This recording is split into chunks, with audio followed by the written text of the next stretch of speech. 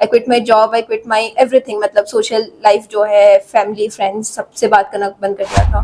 तो वो जो मुझे लगता है कि उनको एम्पावरमेंट करने के लिए सबसे इम्पोर्टेंट फीमेल के लिए होता है इकोनॉमिक एम्पावरमेंट और फाइनेंशियल इंडिपेंडेंस। एक तो बहुत ज़्यादा रिसोर्सेज पे फॉलो मत कीजिए, क्योंकि मार्केट में आजकल आपको मल्टीपल रिसोर्सेज मिलेंगे। Just stick to one and उस पर वैलिडेशन कीजिए, एक को बेस बनाइए, बाकी 2-3 को उठा के उसको वैलिडेशन कीजिए। क्वेश्चन ये है कि जब हम सिविल सर्विसेज की प्रिपरेशन करते हैं तो एक ऐसा फेज आता है कि जिसमें हम बहुत ब्रेक डाउन हो जाते हैं। लगभग हर स्टूडेंट के साथ ये होता है कि उसमें लगता है कि सिलेक्शन नहीं हो रहा है, पता नहीं हम सही ट्रैक पे जा रहे हैं या नहीं जा रहे हैं। फैमिली प्रेशर, सोसाइटियल प्रेशर, बहुत सारे प्रेशर होते हैं।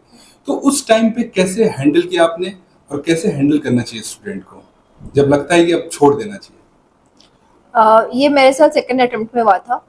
तो ये हुआ था कि मेरे जो इंटरव्यू मार्क्स थे वो कम आ गए थे और ऐसे मार्क्स कम आ गए थे। तो 21 और 22 में ये हुआ था कि अगर मेरे सेम मार्क्स रिपीट होते जो 21 में आए थे, I would be an IAS officer in 22। तो उससे मुझे लगा कि कुछ मेरे हाथ में नहीं है, सब कुछ लक के ऊपर होता है, और मेरा काफ़ी प्रोसेस पे भरोसा उठ गया था।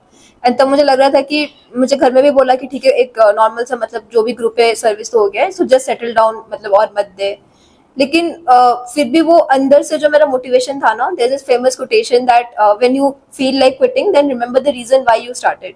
तो दैट कोटेशन उसको मैंने लगा के रखा था। मैंने वही सोचा कि मैंने क्यों शुरू किया था, मुझे आईएएस ऑफिसर क्यों बनना था, what was the reason for which I started, for which I quit everything. I quit my job, I quit my everything, मतलब सोशल लाइफ जो है, फैमिली फ्रेंड्स सबसे बात करना बंद कर दिया था। तो वो जो रीजन था कि मुझे सर्व करना है, मुझे कुछ लार्ज इम्पैक्ट लाना है सोसाइटी में, और मैंने देखा था कि कितना लार्ज स्केल पे एक आईएएस ऑफिसर इम्पैक्ट कर सकते हैं। तो दैट रीजन से मैंने फिर से मोटिवेशन लिया, और मुझे लगा कि और एक बार ही सही, let me give my 100%। Luck ठीक है, 1-2 बार काम नहीं करेगा, लेकिन if I am giving my 100%, कभी ना कभी तो लक क्लिक करेगा। 6 अटेम्प्ट है, कभी ना कभी तो लक, एक अटेम्प्ट में तो काम करेगा ही लक। तो ये सोच के मैंने फिर से खुद को रिवाइव किया और फिर से मैंने अपना 100% दिया। जी। अगर वुमेन एम्पावरमेंट की बात करें तो वुमेन एम्पावरमेंट हमारे देश में 2 तरीके का है, रूरल और अर्बन। तो अर्बन में तो हर तरीके से ठीक है, रूरल में जो गवर्नमेंट स्कीम्स चलती हैं या उनको जो एजुकेशन, हेल्थ, ये सारी चीजें चाहिए, तो वहां पे कहीं ना कहीं रूरल एरिया में वहां जो महिलाएं रहती हैं उन तक ये नहीं पहुंच पाती है चीजें, और सही ढंग से यूज नहीं हो पाता। तो रूरल वुमेन्स को कैसे एम्पावर्ड किया जाए, इस पे क्या सोचती हैं?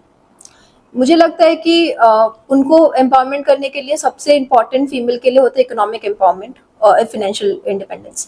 तो रूरल में हम ये देखते हैं कि मोस्टली वो लोग डिपेंडेंट होते हैं अपने स्पाउस के ऊपर, इसलिए एम्पावरमेंट नहीं हो पा रहे हैं। And I think one of the best way is एसएचजीज, उस पर काफ़ी ज़्यादा गवर्नमेंट का फोकस भी रहा है। जैसे बहुत सारे मिशंस भी हो रहा है, लाइक मिशन शक्ति फॉर वुमेन एम्पावरमेंट। तो I think that is one of the best way. Second is female education पे हमें काम करना चाहिए, and digital empowerment of the rural females जो भी है, तो उस पर भी काफ़ी ज़्यादा हमारा फोकस होना चाहिए। जी। और नेशन बिल्डिंग में सिविल सर्विसेज का क्या कंट्रीब्यूशन हो सकता है? जैसे आप अभी सिलेक्टेड हैं, आपने सोचा होगा कि सिलेक्शन के बाद मैं वर्क करूंगी, तो एक ब्यूरोक्रेट के भी तो मन में होना चाहिए ना कि हाँ जी, मेरा ये रोल रहेगा हमारी सोसाइटी में या नेशन बिल्डिंग में। तो वो क्या सोचा है आपने?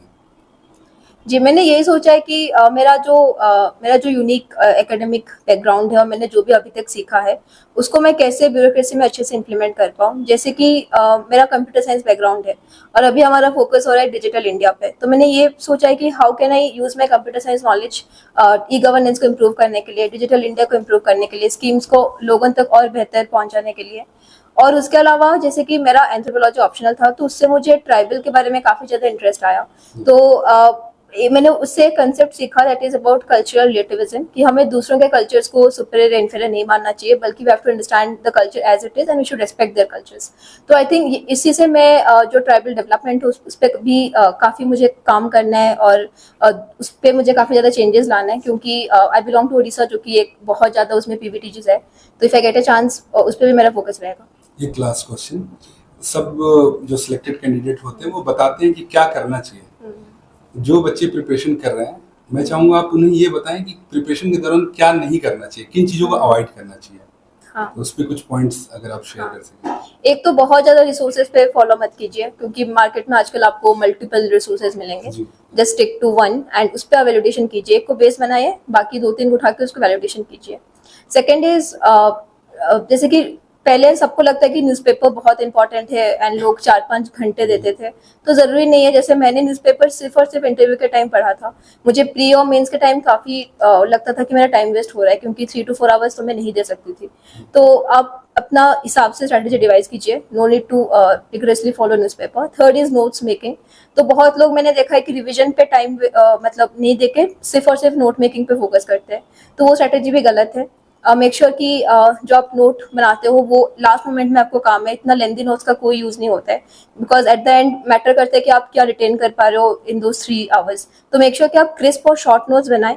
एंड लेंदी नोट्स तो आपको कोचिंग से भी मिल जाएगा, आजकल सब कुछ क्यूरेटेड आ रहा है, तो उस पर करना चाहिए। लेंदी नोट्स खुद के होने का कोई मतलब नहीं होता। I think that's it.